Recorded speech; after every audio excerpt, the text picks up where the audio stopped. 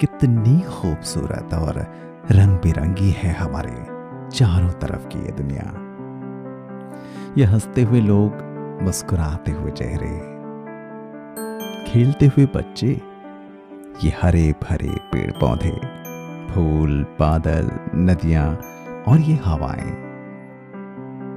कुछ समय पहले हमारा जीवन भी हरा भरा होता था। न कोई डर था, न कोई रोग, न कोई बीमारी ही थी। हम भी आजाद पंछियों की तरह जीते थे। लेकिन जब से कोरोना महामारी ने इस दुनिया में दस्तक दी है, हमारा जीवन एक कैद सा हो गया है। हमारी आजादी को छीनकर एक जेल खाने में कैद कर दिया गया है।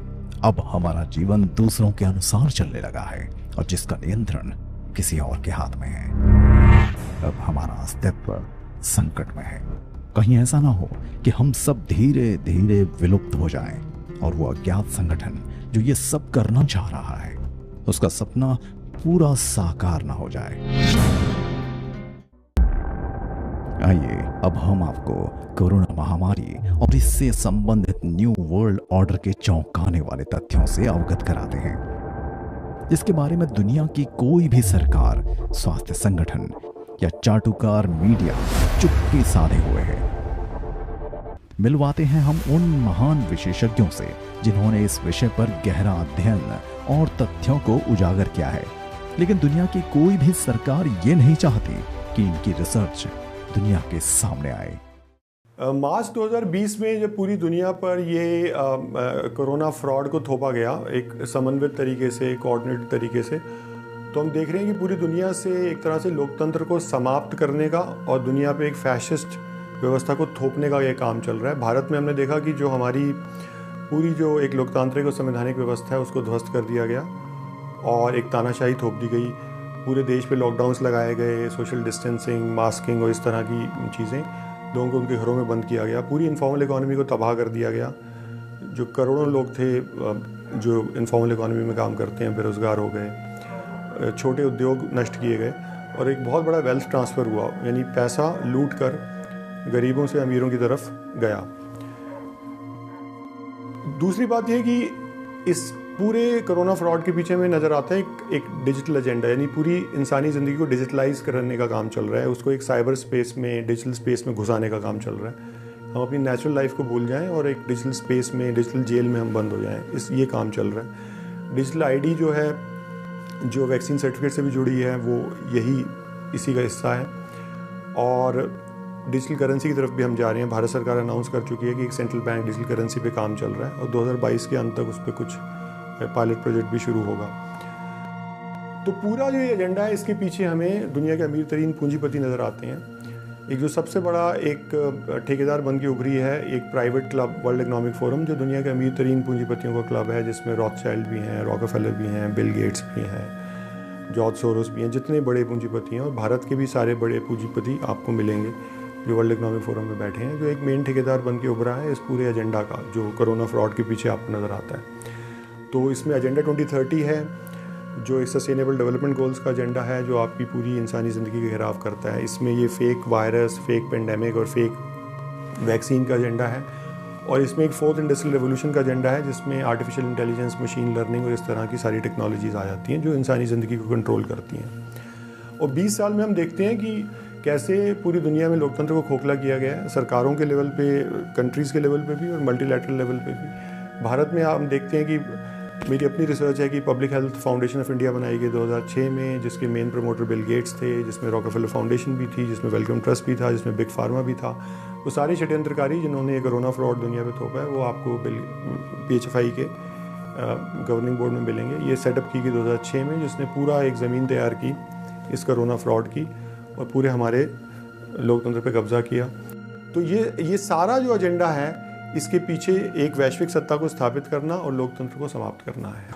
पूरी दुनिया से लोकतंत्र को खत्म करके, और ये वैश्विक सत्ता को इसलिए स्थापित करना चाहते हैं क्योंकि ये लोग सोचते हैं कि जब खाने को हम लोग दे रहे हैं, जब सारा पैसा इस देश की तरक्की के लिए, चाहे वो SSA का पैसा हो या रोड्स बन रहे हो या बांध बन रहे हो, जब उनसे आ रहा है तो फिर उनके हिसाब से क्यों ना चले।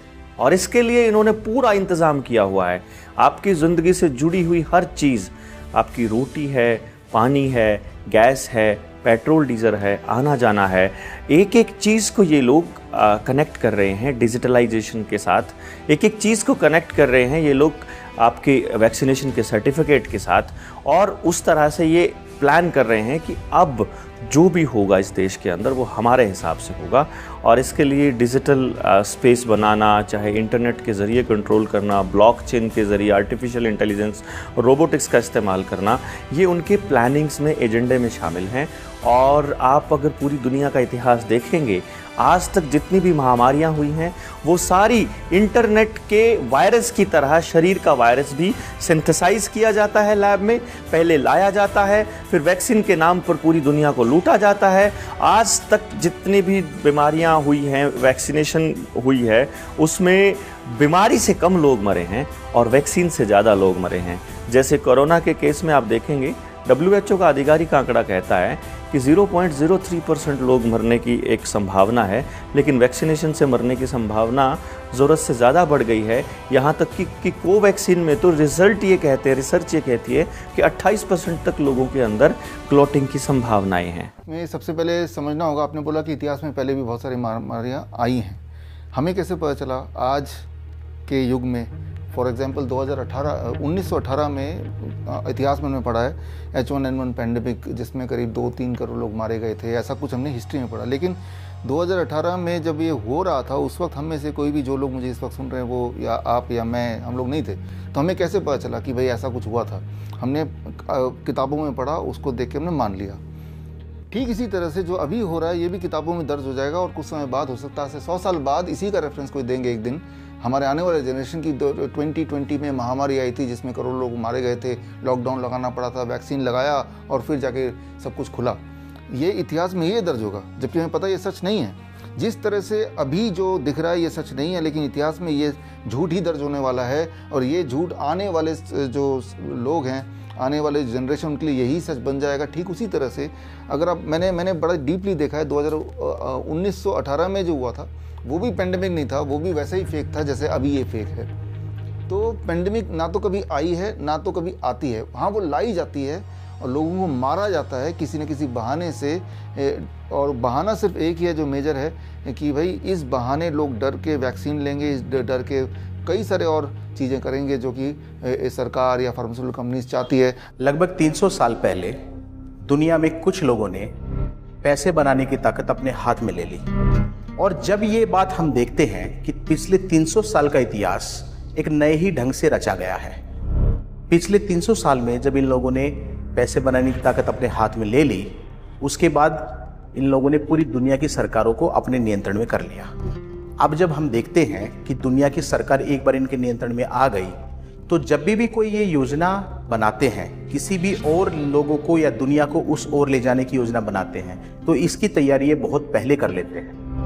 जैसे कि अब हम हाल के ही इस वायरस की बात करें, तो साल 2014 में ही मैंने बता दिया था कि ये लोग आने वाले 5 से 7 साल के अंदर एक ऐसा वायरस लॉन्च करेंगे। दुनिया की जनसंख्या कह रहे 700 करोड़ तो ज्यादा हो रहे हैं, एक तो हमारे काम के लिए बिना बात पे, पर दुनिया पे संसाधनों को हमें भी जीना है, बहुत वेस्ट कर रहे हैं, ठीक है ना? इसलिए इसको घटाकर 50 से 100 करोड़ कर दिया जाए। इन्होंने एक वायरस बनाया है और ये करने वाले हैं अगले शायद 5 से 7 साल में, जिसके बाद पूरी दुनिया में लॉकडाउन लगाए जाएंगे, पूरी दुनिया के लोगों को गुलाम बनाया जाएगा, पूरी दुनिया की अर्थव्यवस्था को गिराया जाएगा और पूरी दुनिया को एक नई दिशा में धकेल दिया जाएगा, जिसका नाम ये न्यू वर्ल्ड ऑर्डर बोलते हैं। ये लोग इतने खतरनाक तरीके से अपना काम करते हैं कि पूरी दुनिया में इनका विरोध करने वाले लोग या तो होते नहीं हैं, या जो होते हैं तो उनको ये अपने रास्ते से हटा देते हैं। पूरी मीडिया, पूरी सरकारें सभी इनके नियंत्रण में हैं। इसलिए जब हम ये देखना चाहेंगे कि वायरस के पीछे की हकीकत क्या है, आखिरकार ये वायरस लाया कौन है, तो उसके लिए हमें सबसे पहले ये खोजना होगा कि पैसे बनाने की ताकत आज किसके हाथ में है। अधिकतर लोगों को लगता है कि पैसे बनाने की ताकत शायद सरकार के हाथ में है, लेकिन ऐसा नहीं है। सरकारें पैसा नहीं बनाती है, चाहे वो किसी भी देश की हो। सरकारें तो सिर्फ पैसा बनाने का एक दिखावा करती है। किसी भी देश का 95% से अधिक पैसा उस देश के प्राइवेट बैंकर बनाते हैं। एक तरह से आप ये सोचिए, जिसके पास पैसा बनाने की शक्ति है वो पूरी दुनिया को अपने नियंत्रण में लेने की शक्ति रखता है। और आज पूरी दुनिया इन कुछ लोगों के नियंत्रण में जा चुकी है। और जब हम बात करते हैं वायरस की, तो अगर ये सच्चाई हम जान के इस वायरस की सच्चाई को खोजने की कोशिश करेंगे तो हमें बड़े स्पष्ट रूप से ये नजर आने लगेगा कि दरअसल ये वायरस कोई वायरस नहीं है, ये अपने आप में एक षड्यंत्र है दुनिया को गुलाम बनाने के लिए। मैं पिछले 2.5-3 वर्षों से देश की जनता को बराबर बता रहा हूँ, उनको जागरूक कर रहा हूँ कि कोरोना कोई महामारी नहीं है। ये तो एक सिंपल फ्लू था जिसको महामारी की तरफ प्रोजेक्ट किया गया है। इसके पीछे एक गहरा अंतर्राष्ट्रीय आर्थिक राजनीतिक षड्यंत्र है। मीडिया में बनाए गए तमाम डर के माहौल के दौरान जब मैंने देखा कि ऑर्डिनेंस के जरिए खेती के 3 कानून लाए गए हैं, उनको पढ़ने के बाद मुझे एहसास हुआ कि ये खेल कहाँ से चल रहा है। और जब मैंने दुनिया में चल रही सारी चीज़ों को, उनके डॉट्स को मिला करके देखा तो पूरी तस्वीर सामने आई कि ये सारा डर का माहौल, ये सारी पिक्चराइजेशन और ये सारा का सारा जो षड्यंत्र है, ये केवल और केवल वैक्सीनेशन के लिए चल रहा है, माइंड कंट्रोल के लिए चल रहा है, या यूं कहिए कि जिंदगियों पे पूरी तरह से नियंत्रण के लिए चल रहा है। इसके लिए मैंने वर्ल्ड इकोनॉमिक फोरम के बनाने से लेकर के जो बीजों के ऊपर कंट्रोल है बिल गेट्स का, जिस तरह से पूरी दुनिया में सबसे ज़्यादा खेती का एक किसान बना हुआ है और सारी ज़मीनें इसके काबू में है, और जो पूरी दुनिया के जो तमाम घटनाक्रम थे वो इस तरफ इशारा कर रहे थे कि देश का प्रधानमंत्री, जिसको चाहिए तो ये कि वो पूरे देश के लोगों को ये समझाए कि तुम्हें डरने की ज़रूरत नहीं है, वो टेलीविज़न पर आकर के दहशत का माहौल लगातार बना रहा है। और ये पूरी दुनिया के डॉक्टर्स जानते हैं कि अगर आप घरों में कैद हैं और आप डरे हुए हैं तो आपकी इम्यूनिटी कमज़ोर होगी। अगर आप लगातार मास्क लगा के रखते हैं तो आपकी इम्यूनिटी लगातार कमज़ोर होगी। तो यहाँ से ये समझ में आया कि जब दिल्ली बॉर्डर के ऊपर लाखों किसान बैठे हुए हैं, वहां पर एक भी मौत नहीं हो रही है उस बीमारी से, जिस बीमारी के नाम पर बॉर्डर के उस पार अस्पतालों के बाहर लाशों की लाइनें लगी हुई हैं। तो ये एक तरह से साफ इंडिकेट कर रहा था कि ये कोई बीमारी नहीं थी, कोई महामारी नहीं थी, पूरी तरह से बनाया हुआ अंतरराष्ट्रीय षड्यंत्र था जिसको नाम महामारी का दिया गया। कुछ लोगों ने एक सवाल भी किया कि कोरोना महामारी लाके इन लोगों का क्या फायदा होगा। आप ये तो देख ही सकते हैं कि कोरोना महामारी के बाद जो वैक्सीन का एक धंधा है उसकी तो जांच आप कर ही सकते हैं, लेकिन साथ साथ में जब भी किसी देश में मंदी लानी होती है या पूरी दुनिया में मंदी लानी होती है तो इनको एक विशाल संकट चाहिए होता है, क्योंकि मंदी ये अपने आप नहीं ला सकते। उसके लिए लोगों में भय पैदा करना होता है, स्टॉक मार्केट में ये दिखाना होता है कि सब कुछ गिर रहा है, तो उसके बाद ये मंदी ला पाते हैं। और जब किसी को ये पता लग जाता है कि आने वाले समय में मंदी आ रही है, अर्थात किसी को षड्यंत्र जो करेगा उसको तो भविष्य का पता है, तो वो उससे बहुत ज़्यादा मुनाफा कमा सकता है।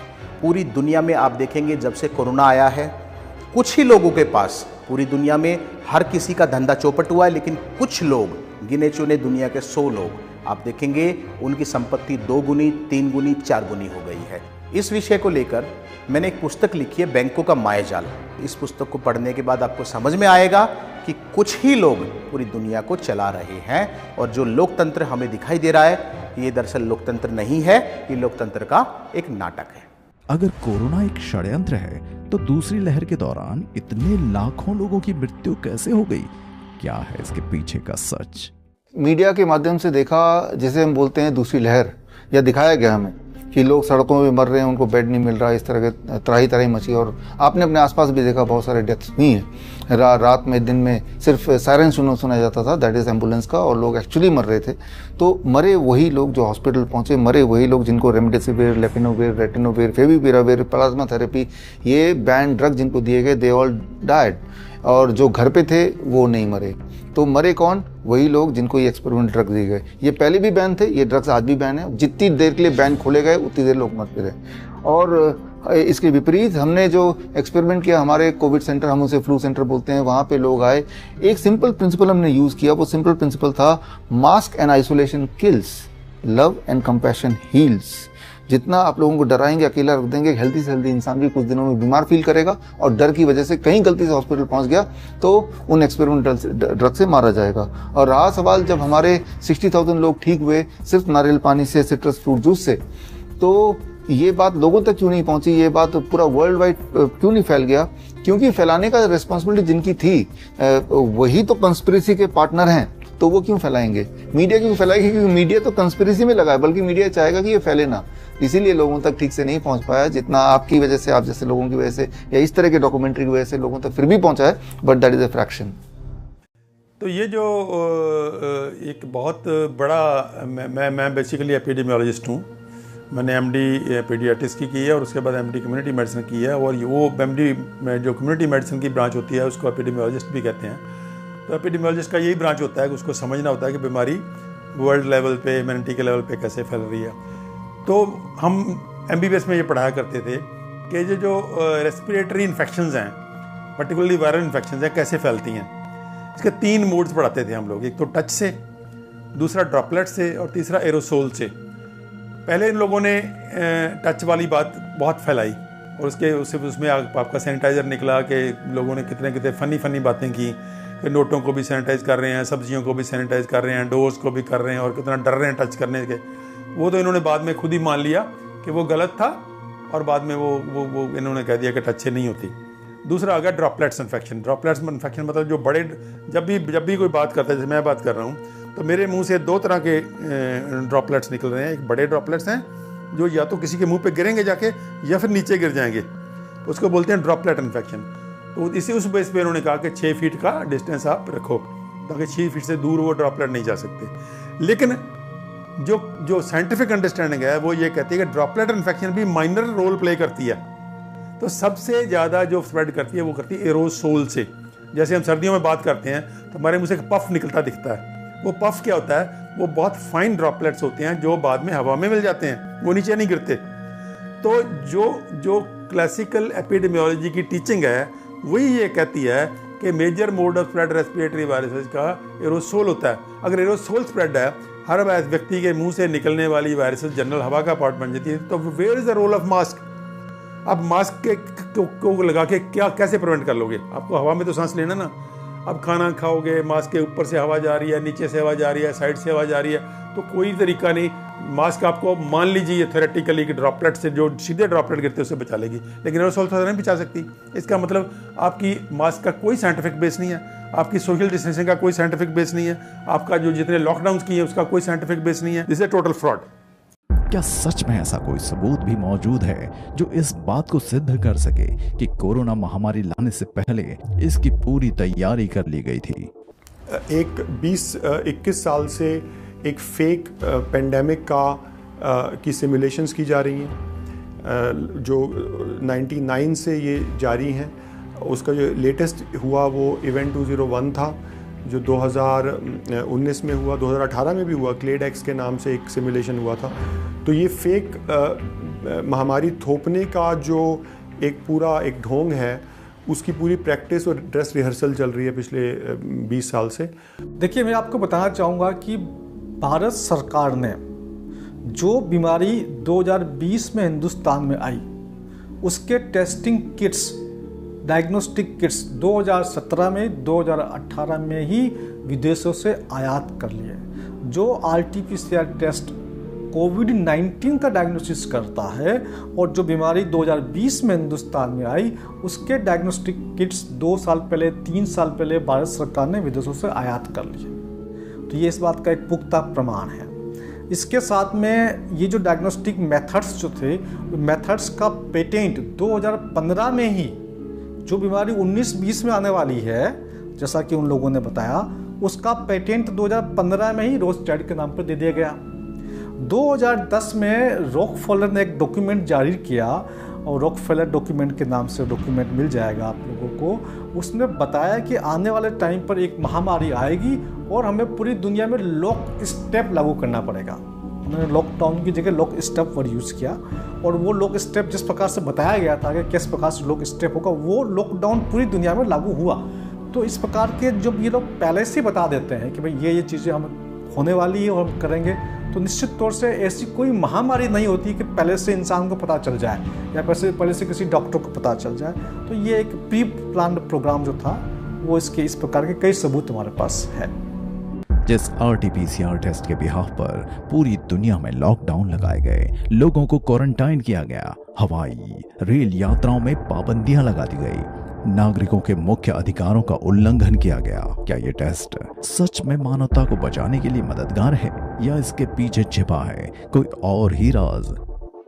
पिछले 2 सालों में एक नाम जो लोगों की जुबान पे चढ़ गया, जो सबको पता चल गया, that is called RT-PCR test. हालांकि इसका सिर्फ उससे पहले रिसर्चर को ही पता था what is called RT-PCR test.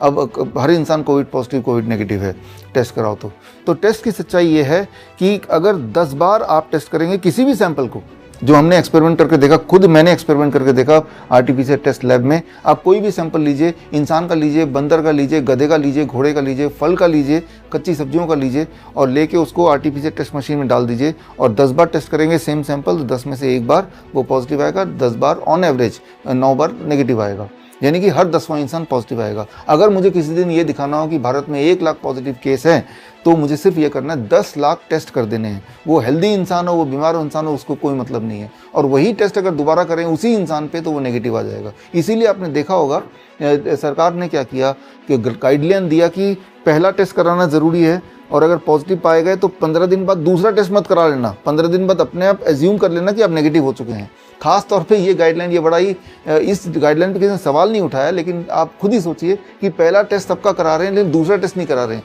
क्योंकि उनको पता है कि ये तो एक डायस वाली बात है, तुक्के वाली बात है। जैसे आप कॉइन को उछालते हैं, वो हेड भी आ सकता है, टेल भी आ सकता है। इसीलिए जिन लोगों ने अपने आप ही दूसरा टेस्ट कराया, उनको पता है, आप में से कई लोगों ने कराया, कि जितनी बार करा रहे हैं बार बार पॉजिटिव आ रहा है, बार बार पॉजिटिव आ रहा है, हालांकि आपको कोई सिम्टम नहीं, ना तो पहले थे ना अब है।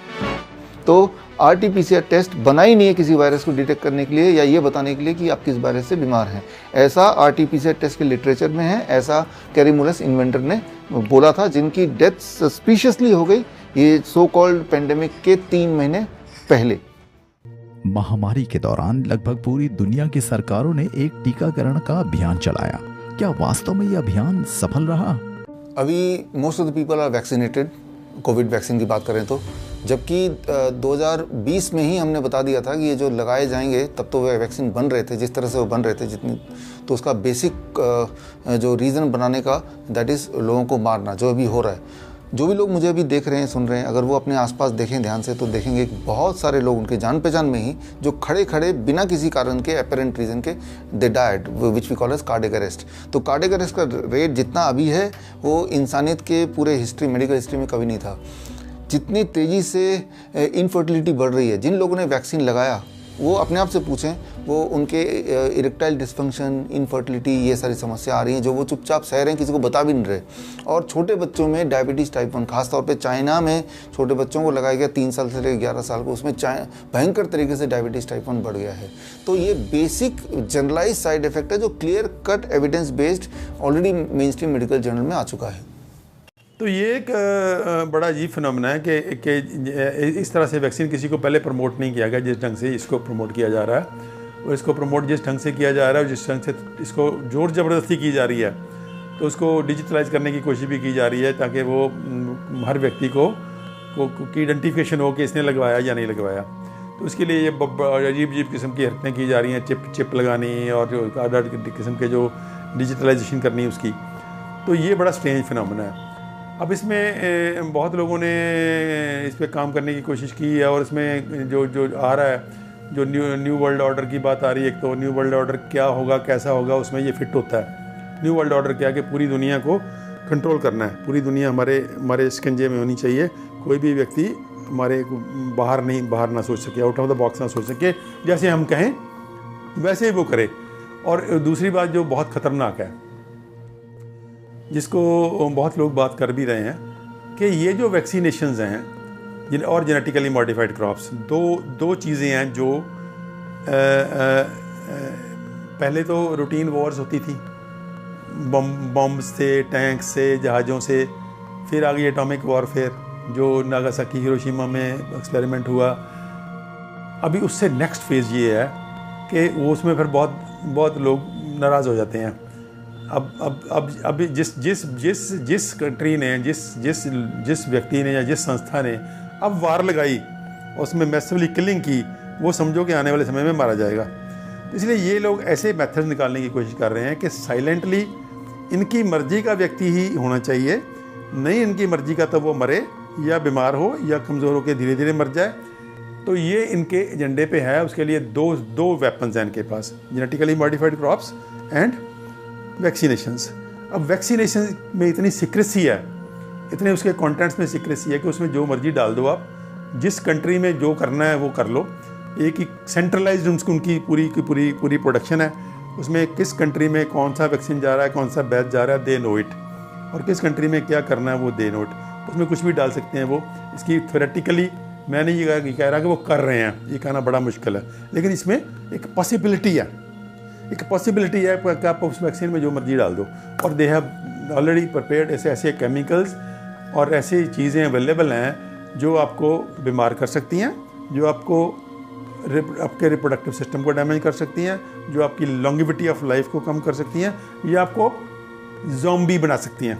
ज़ॉम्बी दम्ब, आप सिर्फ ऑर्डर फॉलो करने वाले हों, आप कोई अपने आप में आज़ाद हैसियत ना रखती हो, ऐसे व्यक्ति। तो ये सारे के सारे केमिकल्स ऑलरेडी अवेलेबल हैं। मल्टीपल वैक्सीन लगने के बाद भी जो लोग बच जाएंगे, ना उनकी सोचने की क्षमता होगी, ना वो कुछ अपने निर्णय ले पाएंगे।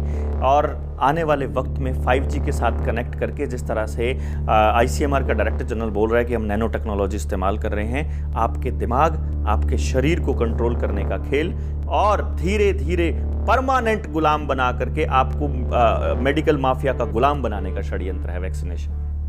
2020 में मौतों को नया लेबल दिया गया। कोई किसी भी वजह से मर रहा है, अगर उसका PCR टेस्ट पॉजिटिव है तो उसको कोरोना मौत में शामिल किया जा रहा था। और उसके बावजूद अगर आप 2020 की मौतें देखें तो ज़्यादा नहीं है। 2021 में जनवरी में वैक्सीन्स लॉन्च की गई और तभी से मौतों का जो ग्राफ है वो बहुत तेज़ी से बढ़ा। सभी देशों में जहाँ जहाँ वैक्सीन लॉन्च हुई है वहाँ पे उसी वक्त से मौतों का ग्राफ बढ़ना शुरू हो गया। तो वैक्सीन एक बहुत बड़ी वजह है भारत में मौतों की, और मेरा ये मानना है कि भारत में दसियों लाख लोग इन वैक्सीनों से अभी तक मर चुके हैं। वैक्सीन को लेकर मैं कहना चाहूँगा कि बिल गेट्स ने एक बयान दिया था कि पूरी दुनिया की आबादी को 15% कम कर सकते हैं वैक्सीन लगा करके। तो ये इस बात का सबूत है कि ये एक जो प्रोग्राम चल रहा है, ये डीपॉपुलेशन एजेंडा चल रहा है। लोगों को मारने का जो उनका एजेंडा है न्यू वर्ल्ड ऑर्डर का, वो वैक्सीनेशन भी उसका एक माध्यम से, उससे भी कुछ जनसंख्या ये लोग कम करेंगे। अभी आप देखेंगे वैक्सीन जब लगना शुरू हुआ तब लोगों को पता चला कि कितने साइड इफ़ेक्ट आए हैं। थ्रोम्बोएम्बोलिक इवेंट्स बहुत बढ़ गए हैं, ब्रेन स्ट्रोक बढ़ गए हैं, हार्ट अटैक के केस बहुत ज़्यादा बढ़ गए हैं, यहाँ तक कि छोटे छोटे बच्चों के अंदर हार्ट अटैक हुए हैं। तो खुद भारत सरकार ने ये माना है कि वैक्सीन से 1100 से ज़्यादा डेथ हो गई है। ये आंकड़ा तब है जब भारत सरकार ये कह रही है कि उसके पास वैक्सीन इंजरी की जो रिपोर्टिंग है वो 24/7 चलती है, 24 घंटे 7 दिन चलती है, और रिपोर्टिंग का नंबर दे रखा, वो नंबर किसी भी देश की जनता को पता नहीं है। और उसके बावजूद भारत सरकार ने माना है कि ये एफिडेविट दिया है कि भाई 1100 लोगों की मौतें हुई है। ये भी लास्ट ईयर की बात है। तो हम समझ सकते हैं कि ये वास्तविक आंकड़ा 1100 नहीं है, ये कम से कम भी 11 लाख मौतें हिंदुस्तान में वैक्सीन से हुई है, अगर आंकड़ा वास्तविक तौर से देखा जाए तो। और छोटे मोटे साइड इफ़ेक्ट तो करोड़ों लोगों को हुए, ऐसा कोई नहीं बचा हुआ है। और 2030 तक दुनिया के जितनी भी सरकारें हैं उनको ध्वस्त कर दिया जाएगा, और पूरी दुनिया का एक न्यू वर्ल्ड ऑर्डर, एक नई विश्व सरकार, एक नया विश्व आदेश लागू किया जाएगा। और उसी क्रम में हम देखेंगे कि आपने देखा होगा कि जॉर्जिया गाइडस्टोन्स अभी थोड़े दिन पहले ही नष्ट किया गया। जो अमेरिका के जॉर्जिया में जो बड़े बड़े गाइडस्टोन्स लगे हुए हैं, जहाँ पर ये लिखा हुआ था कि दुनिया की आबादी को 50 करोड़ से कम करना है, उन स्टोन्स को अभी कुछ दिन पहले वहाँ के लोगों ने, चूँकि उनको जानकारी हो गई ये षड्यंत्र का हिस्सा है, उसको नष्ट कर दिया गया। उन बड़े बड़े स्टोन्स को डिस्ट्रॉय कर दिया गया, जेसीबी लगा करके उनको वहाँ से हटा दिया गया।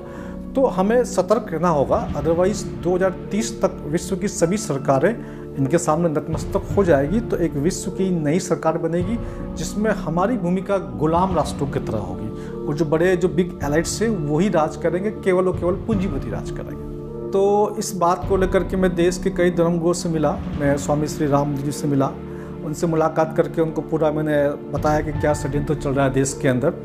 इसके बाद में श्री रविशंकर जी के साथ में करीब 15-20 मिनट की वीडियो कॉन्फ्रेंसिंग हुई, उनको पूरा गेम समझाया गया। उसके बाद में श्री रविशंकर जी ने अपने बयान में एक बार कहा भी था इस चीज़ को इसके साथ में मैं कई धर्मगुरु से और मिला। एक हमारे शंकराचार्य प्रतिनिधि है स्वामी श्री अभिमुक्तानंद सरस्वती जी महाराज, उनसे मैंने मुलाकात की 2 बार इस पूरे कालखंड में, उनको समझाया, वो नेक्स्ट शंकराचार्य है। इसके साथ में वर्तमान शंकराचार्य स्वामी श्री निष्ठानंद श्री सरस्वती महाराज, उनको मैंने बात बताई है। इसके अलावा और भी एक शंकराचार्य जो जिनकी पीठ अभी पाकिस्तान में है लेकिन वो वर्तमान में दिल्ली में रहते हैं, उनको मैंने बताया। तो सारे धर्मगुरुओं को मैंने बताने का प्रयास किया और धर्मगुरुओं ने आपसी बातचीत में ये माना कि ये एक षड्यंत्र है, लेकिन सामाजिक तौर पर या सामने आकर के उन्होंने इस बात को कभी स्पष्ट तौर से नहीं कहा। इसके अलावा मैंने कई तरह के प्रदर्शन किए, कई तरह के धरने प्रदर्शन किए। 15 अगस्त 2020 को एक आंदोलन किया था, मास्क जलाओ आज़ादी पाओ। तो उसमें पूरे देश के लोगों से अपील की गई थी कि आप लोग मास्क जलाओ और उसके वीडियो बना के जगह जगह भेजो। तो पूरे देश के लोगों ने उस अपील को मानते हुए मास्क को जलाया और जगह जगह उस वीडियो को अपने बना के भेजा। उसके बाद एक बार जंतर मंतर पर धरना दिया। उसके बाद हम लोगों ने दिल्ली में दिल्ली सचिवालय के बाहर 1 दिन का धरना दिया। फिर धरना के अंदर हमने मांग रखी कि हम एक ज्ञापन देना चाहते हैं। वो ज्ञापन दिल्ली के सीएम साहब ने नहीं लिया। तो फिर उसके बाद 3 दिन तक लगातार हम बैठे रहे वहाँ पर और 3 दिन तक हम लोग 2 रात वहीं ऑफिस के बाहर सोए रहे। 3 दिन तक लगातार हमारा धरना चलता रहा। हम लोगों ने कहा हमारा ज्ञापन ले लीजिए, हमारा ज्ञापन नहीं लिया गया। उसके बाद हम 12 मार्च को प्रधानमंत्री कार्यालय गए, वहाँ भी जाकर के धरना दिया। वहाँ हमारी सुनवाई नहीं हुई, हमको गिरफ्तार कर लिया गया। कमला नगर थाना में हमको लाया गया और वहाँ से हमको बाद में रात को 3 बजे के आसपास छोड़ा गया। फिर 23 मार्च को जंतर मंतर पे हमने दोबारा धरना दिया। वहाँ से प्रधानमंत्री कार्यालय को हमने ज्ञापन दिया। इतना सब कुछ करने के बावजूद भी कहीं से भी किसी भी सरकार ने, किसी केंद्र सरकार ने, किसी स्टेट गवर्नमेंट ने किसी भी चीज़ का हमारा कोई रिप्लाई नहीं दिया, कोई जवाब नहीं दिया। तो ये चीज़ें अपने आप में बताती है कि ये एक बहुत बड़ा षड्यंत्र है। जो देश का मीडिया है उनको हमने कई बार ईमेल किया। मैंने जैसा बताया 450 ईमेल किए, तो मैंने मीडिया को भी कई ईमेल किए। हमने अपने जो जान पहचान के लोगों से फ़ोन भी करवाए, लेकिन किसी भी मीडिया वाले ने एक भी ईमेल का जवाब नहीं दिया और न ही हमारे फ़ोन को रिसीव किया और न ही हम लोगों को अपनी बात कहने के लिए बुलाया। तो ये बात बड़ा ही स्पष्ट है कि मीडिया इसके अंदर पूरी तरह से बिका हुआ है। जब इस प्रकार का कोई ये लोग षड्यंत्र करते हैं तो सबसे पहले मीडिया को अपने हाथ में लेते हैं। मीडिया को जब इतना पैसा दे दिया जाता है कि मीडिया फिर वही बात करता है। और आज की तारीख में पेड न्यूज़ जो है वो मीडिया ये कहती है कि पेड न्यूज़ जो है वो इलीगल नहीं है। पेड न्यूज़ को भारत सरकार ने लीगल बना रखा है। कोई इंसान पैसा दे करके अपनी न्यूज़ दे सकता है। तो ये तो पेड न्यूज़ थी और मीडिया को इसके लिए पेड किया गया है। अगर हम जांच करें, मीडिया के खातों की जांच करें तो किस किस कंपनी ने कितना पैसा दिया सब कुछ सामने आ जाएगा। तो मैं तो मांग करता हूँ कि भारत सरकार से या एक अंतर्राष्ट्रीय एजेंसी से या जो इस षड्यंत्र को समझ पा रहे कि वो जांच करे तमाम मीडिया एजेंसी का, तो आप देखेंगे कि मीडिया को बहुत ज़्यादा पेमेंट किया गया है। अगले 10-20 सालों के लिए उनको पेमेंट की जरूरत भी नहीं पड़ेगी। मीडिया में आपको ये पूरा जो फ्रॉड है ये इसमें कहीं पर भी आपको सच्चाई नहीं दिखाई जा रही, क्योंकि मीडिया जो है हमारा कॉर्पोरेट मीडिया पूरी तरह से पूरी दुनिया में उसको एक तरह से ख़रीदा गया है। और कॉर्पोरेट मीडिया ही है जिसने मार्च 2020 में इस पूरे डर को फैलाया पूरी दुनिया में कि दुनिया में कोई वैश्विक महामारी आ गई है जिसमें करोड़ों लोग मर जाएंगे। और बहुत सारी स्टडीज़ इस तरह की दिखाई गई, एपिडेमियोलॉजिकल स्टडीज़ इंपीरियल कॉलेज की, IHME institute of health matrix and evaluation की, जिसमें कहा गया कि 2020 में ही करोड़ों लोग संक्रमित होंगे और शायद करोड़ों लोग उसमें मर जाएंगे, जो कि सारे झूठे मॉडल थे, झूठे मैथमेटिकल मॉडल जिनका मकसद था लोगों को डराना। और मीडिया ने ये सब काम किया लोगों को डराने का, और ताकि ये सारे जो मेजर्स थे कोरोना से लड़ने के, लॉकडाउन्स और सारे तानाशाही लॉकडाउन्स और मास्क और सोशल डिस्टेंसिंग, ये सब चीज़ों को लोगों पे थोपा जा सके। दूसरी तरफ जो विपक्ष है, विपक्ष भी चुप रहा। विपक्ष के लोगों को भी हमने इन्फॉर्म किया, उनको बताया कि भाई ये देखिए क्या चल रहा है देश के अंदर। विपक्ष की सरकारों ने भी सरकार का साथ दिया। या तो विपक्ष की सरकार डर गई कि भाई हमारी जो स्टेट गवर्नमेंट है उनको बर्खास्त कर दिया जाएगा, या जो विपक्ष की सरकार है उनको भी आगे से फंडिंग मिलती है, जो बिल गेट्स वगैरह जो होते हैं, बड़े बिग एलाइट्स हैं, इनकी डायरेक्ट फंडिंग जो होती है स्टेट गवर्नमेंट को होती है, इनकी पॉलिटिकल पार्टी को होती है। हो सकता है कांग्रेस पार्टी को भी पॉलिटिकली किसी बिग एलाइट्स ने फंड किया हो, तो इसलिए ये लोग चुप रहे। तो ये सारा मामला जो है पैसे और प्रतिष्ठा और सरकार बनाए रखने के लिए, सरकार बचाए रखने के लिए इन लोगों ने चुप्पी साध ली। दुनिया के लोगों को नियंत्रण करने के लिए और अपने हिसाब से चलाने के लिए ऐसी कौन कौन सी योजनाएं हैं जिन पर लोग लगातार काम कर रहे हैं? पूरी दुनिया को नियंत्रित करने के लिए जिस प्रिंसिपल पे लोग काम कर रहे हैं उसको ये लोग कहते हैं कि money control, mind control and behaviour control. अब मनी कंट्रोल में क्या है कि पूरी दुनिया की अर्थव्यवस्था को कंट्रोल करना है।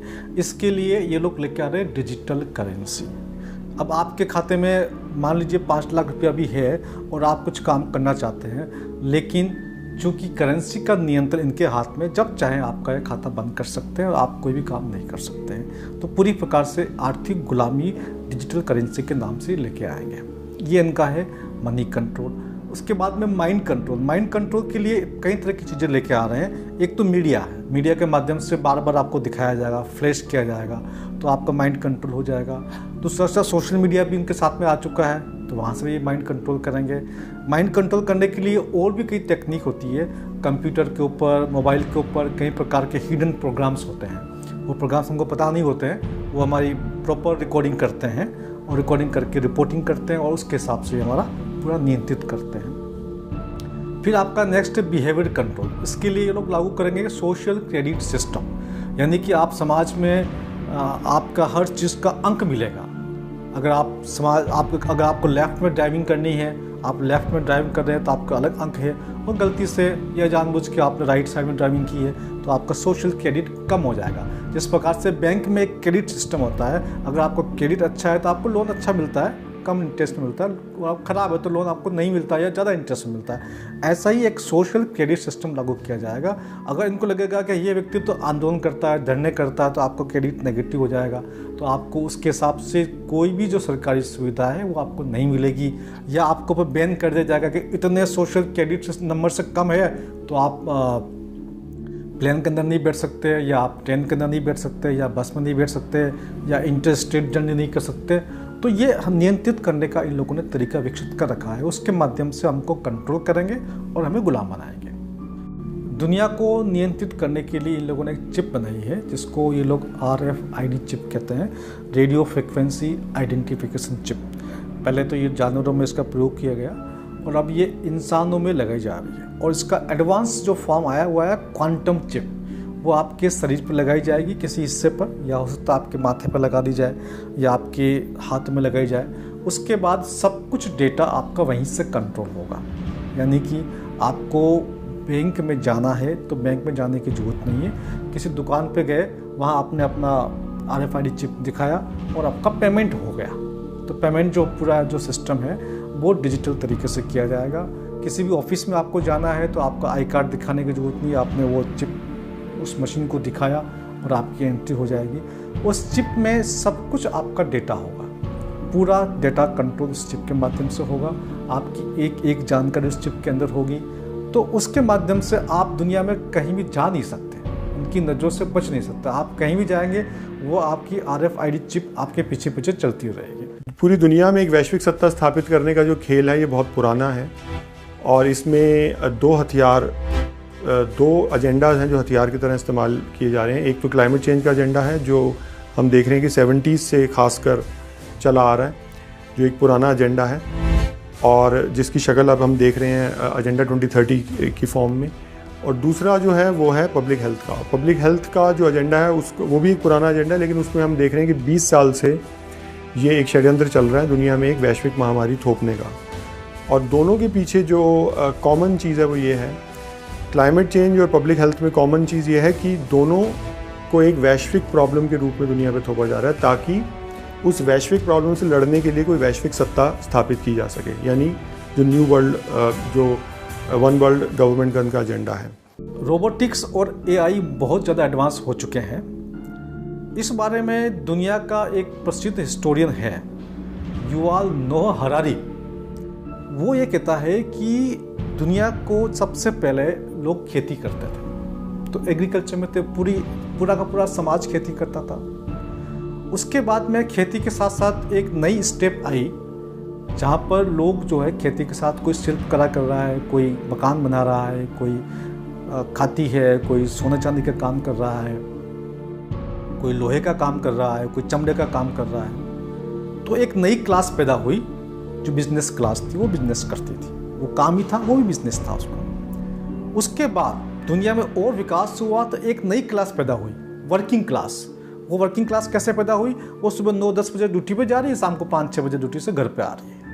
ये एक इंडस्ट्रियल रिवॉल्यूशन की वजह से हुआ, सब कुछ मैकेनिकल जो इंडस्ट्री जो बनी उसकी वजह से एक वर्किंग क्लास पैदा हुई। और अब जो रोबोटिक्स आ गया और जो AI आ गया है, जब तक ये वर्किंग क्लास थी और जब तक डेवलपमेंट था, मैकेनिकल था, तब तक समस्या कम थी। अब डेवलपमेंट जो मशीन है वो दिमाग भी आ गया उसके अंदर, मशीन अपने पास माइंड आ गया, वो खुद फैसला कर लेगी क्या करना क्या नहीं करना है। ऐसी स्थिति में 90% लोग बेरोजगार होने वाले हैं। 90% डॉक्टर्स, 90% इंजीनियर्स, 90% वकील, 90% आपके CA, 90% सब टोटल जितना भी जो भी आदमी काम कर रहा है वो ख़त्म होने वाला है। तो ये जो क्लास बनने वाली है वो यूजलेस क्लास बनने वाली है। ये नोहाल जो ये हरारी जो कहता है ये एक यूजलेस क्लास बनने वाली। इस यूजलेस क्लास का क्या किया जाए, क्योंकि इसका कोई रोल नहीं है। अब एक 50 साल का आदमी ये व्यापार करते करते 50 साल की उम्र हो गई, उसको बोलोगे भैया तू AI सीख ले, तो AI की एल्गोरिथम सीख ले, वो सीख ही नहीं सकता। तो ये जो नो हरारी है उसका कहना है कि अब दुनिया के अंदर एक यूजलेस क्लास पैदा हो गई है। उस यूजलेस क्लास को हमें खाना देना पड़ेगा, नहीं तो वो सरकार के खिलाफ विरोध करेंगे। तो उस यूजलेस क्लास को शांत करने के लिए इन लोगों ने एक नई योजना विकसित की है कि आपके जितने मकान हैं, आपके दुकान है, आपके घर है, वो सब इनको दे दीजिए, इनके नाम पर कर दीजिए और बदले में आपको एक मिनिमम पैसा दे देंगे जो आपका खाना चलता है। और ये कह रहे हैं कि you will own nothing and you will be happy. आपके पास कुछ नहीं होगा, आप किसी चीज़ के मालिक नहीं होंगे, आप खुश रहेंगे। खुश इसलिए देंगे आपको महीने का 1000, 2000, 4000 दे दिया जाएगा और बदले में आपकी सारी संपत्ति आपसे ले ली जाएगी, क्योंकि आप तो यूजलेस क्लास के व्यक्ति हैं। तो समाज का विघटन यहाँ तक आ चुका है। इस बारे में देश को, समाज को अभी से समझने की आवश्यकता है। शायद आप लोगों ने सुना हो प्रोजेक्ट ब्लू बीम। ये एक इतना खतरनाक प्रोजेक्ट है जो नासा का और US गवर्नमेंट का प्रोजेक्ट है।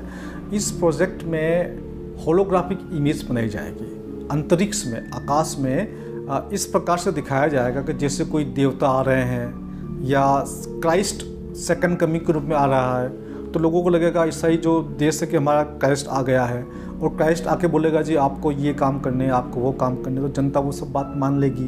या हिंदुस्तान के अंदर देवी देवता दिखाए जाएंगे तो हिंदुस्तान के लोग मान लेंगे देवी देवता क्या कहना चाह रहे हैं। तो उनके माध्यम से जो कहेंगे वो देवी देवता या क्राइस्ट नहीं कहेंगे, वो जो बिग एलाइट्स कहना चाहते हैं वो उनके मुंह से कहलवाया जाएगा और आपको लगेगा कि यार ये इस प्रकार की चीज़ें आ रही है, वो हमसे कह रहे हैं। हो सकता है इसके माध्यम से आपको बताया जाए कि एलियंस ने अटैक कर दिया हमारे ऊपर और एलियंस अटैक कर रहे हैं, लोगों को मार रहे हैं, जगह जगह लोग मर रहे हैं, तो आप लोगों को अपने घरों के अंदर बंद हो जाओ, ताकि क्योंकि लोग एलियंस उनको मार रहे हैं जो सड़कों पर घूम रहे हैं। तो इस प्रकार की तमाम बातें ये लोग करेंगे और प्रोजेक्ट ब्लू बीम के माध्यम से आप लोगों का माइंड डाइवर्ट करके आपको पूरी तरह से नियंत्रण में ला करके अपनी बातें मनवाने की कोशिश करेंगे।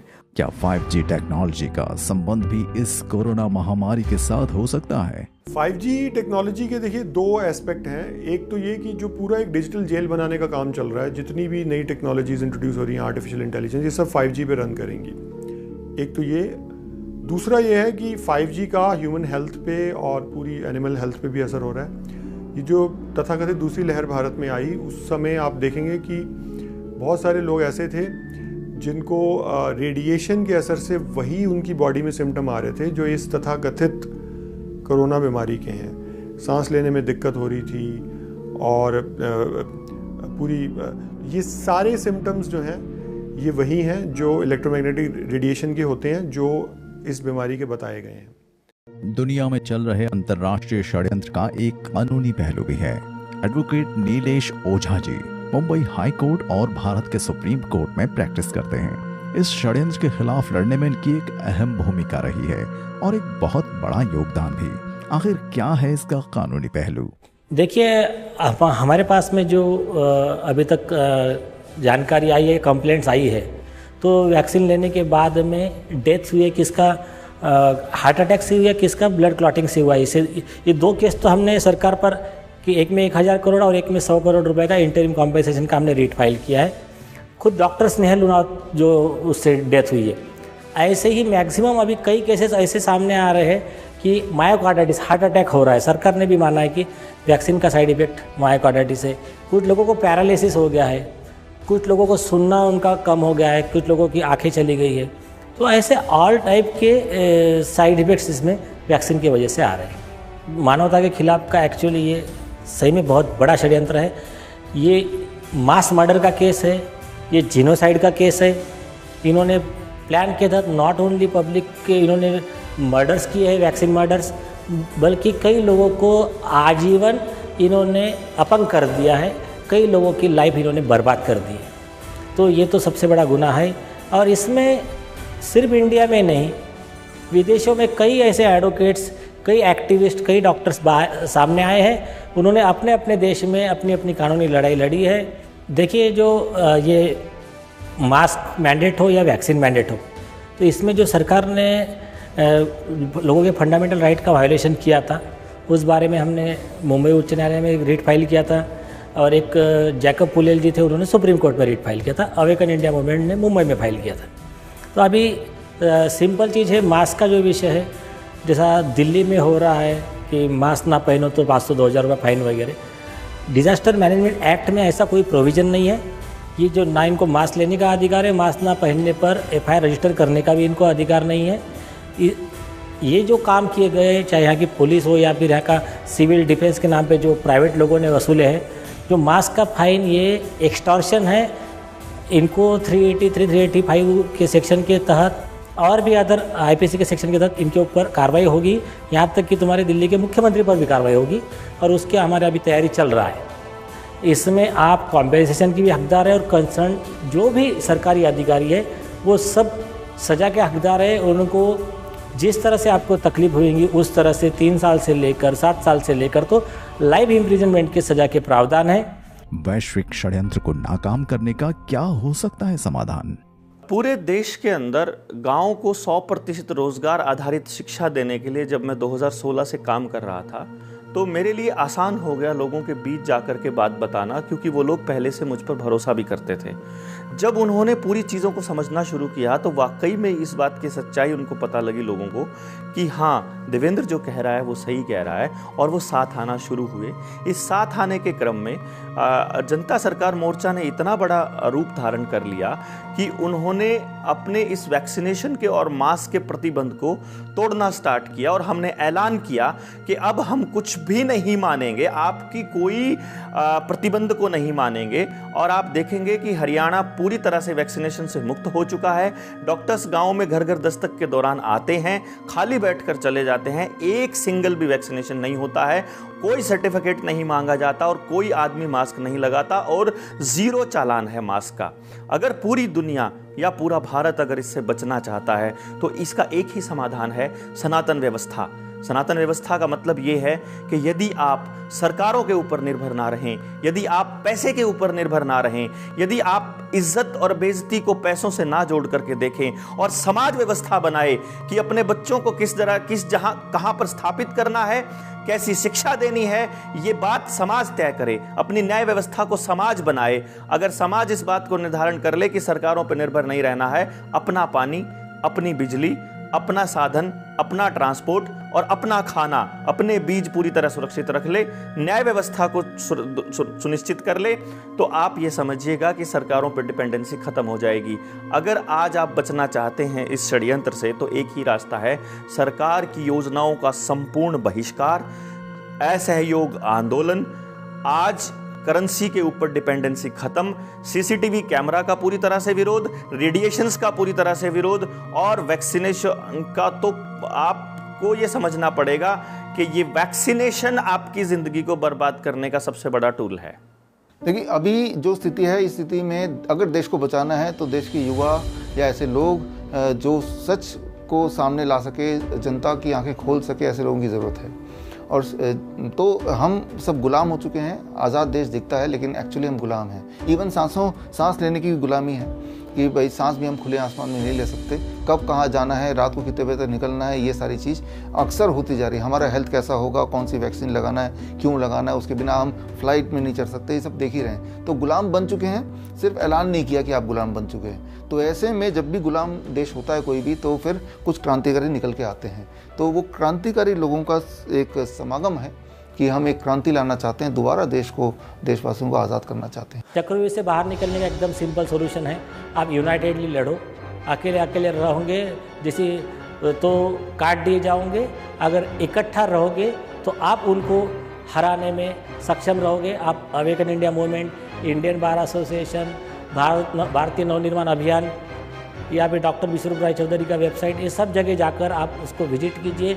जिस संगठन से जुड़ सकते हैं उससे जुड़ जाइए और एक साथ आकर इस लड़ाई को आगे बढ़ाइए, ताकि सामने वाला आपके आगे टिक ना सके। अकेले अकेले लड़ोगे तो आप उनके आगे नहीं टिक पाओगे। इस खतरनाक वैश्विक षड्यंत्र को नाकाम करने के लिए हमें एक एक व्यक्ति को जागरूक करना होगा। जब हम लोगों को जगाएंगे तब जाकर के लोगों को बात समझ में आएगी, और जब बात समझ में आएगी तो लोग विरोध करेंगे। हम लोगों को प्रत्येक प्लेटफॉर्म पर, जहाँ पर जिसको मौका मिलता है, इसको विरोध करना चाहिए।